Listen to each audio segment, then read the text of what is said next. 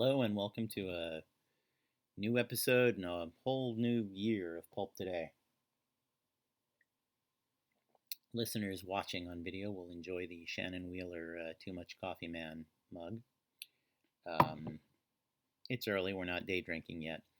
Uh, I haven't done episodes recently, largely because I wanted to avoid the appearance of fiddling while Rome burned.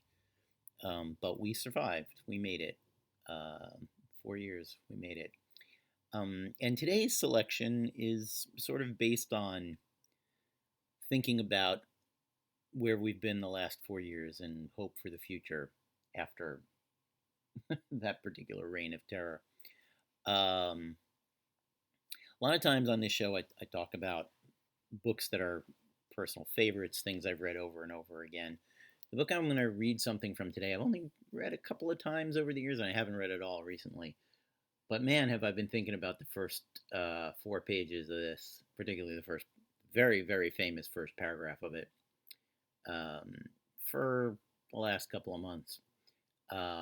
So, without any too much more further ado, A Tale of Two Cities. Um, Charles Dickens, famously quoted by Kirk and Spock in, well, I guess Kirk is the one who does all the quoting, in The Wrath of Khan. Um, the opening paragraph, the opening couple of pages, is called The Period. And let's read it, shall we? It was the best of times, it was the worst of times. It was the age of wisdom, it was the age of foolishness. It was the epoch of belief, it was the epoch of incredulity. It was the season of light, it was the season of darkness. It was the spring of hope, it was the winter of despair. We had everything before us, we had nothing before us. We were all going direct to heaven, we were all going direct the other way. In short, the period was so far like the present period that some of its noisiest authorities insisted on its being received, for good or for evil, in the superlative degree of comparison only. There was a king with a large jaw and a queen with a plain face on the throne of England. There were a king with a large jaw and a queen with a fair face on the throne of France. In both countries it was clearer than crystal to the lords of the state preserves of loaves and fishes that things in general were settled forever. It was the year of our Lord 1775. Spiritual revelations were conceded to England, and at that favored period as at this. Mrs. Southcott had recently attained her 25th blessed birthday, of whom a prophetic private in the Life Guards had heralded the sublime appearance by announcing that arrangements were made for the swallowing up of London and Westminster. Even the Cock Lane ghost had been laid only around a round dozen of years after rapping out its messages as the spirits of this very last year past, supernaturally deficient in originality, rapped out theirs.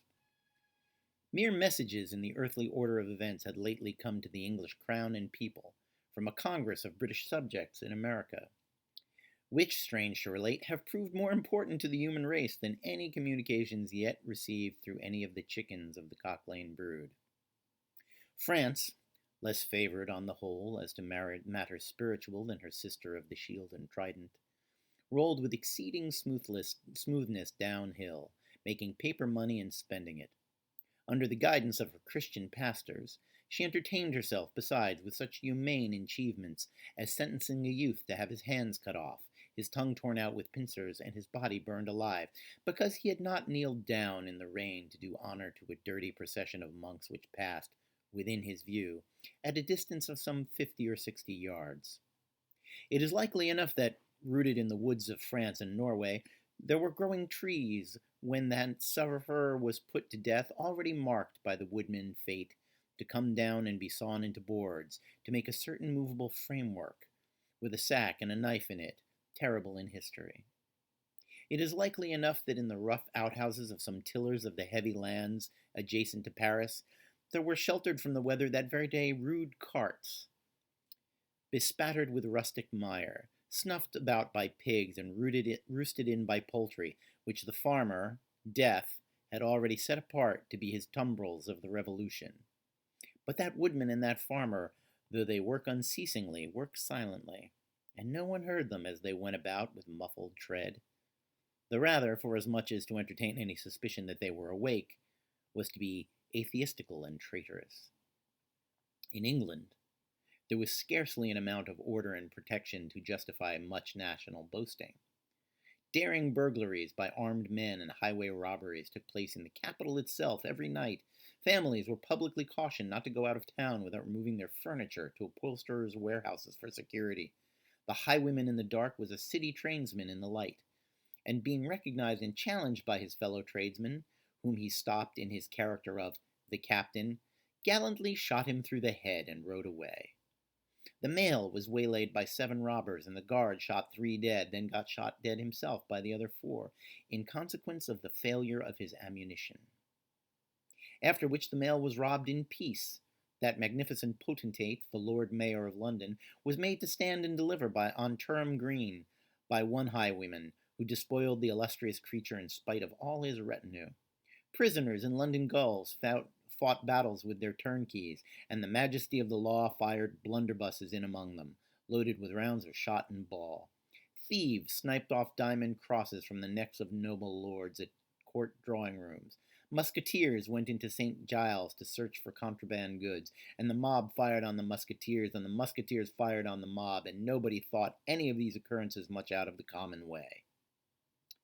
In the midst of them, the hangman, ever busy and ever worse than useless, was in constant requisition, now stringing up long rows of miscellaneous criminals, now hanging a housebreaker on Saturday who had been taken on Tuesday, now burning people in the hand at Newgate by the dozen, and now burning pamphlets at the door of Westminster Hall. Today, taking the life of an atrocious murderer, and tomorrow of a wretched pilferer who had robbed a farm boy of a sixpence. All these things, and 1,000 like them, came to pass in and close upon the dear old year 1775, envisioned by them while the woodman and the farmer worked unheeded. Those 2 of the large jaws and those other 2 of the plain and the fair faces trod with stir enough and carried their divine rights with a high hand.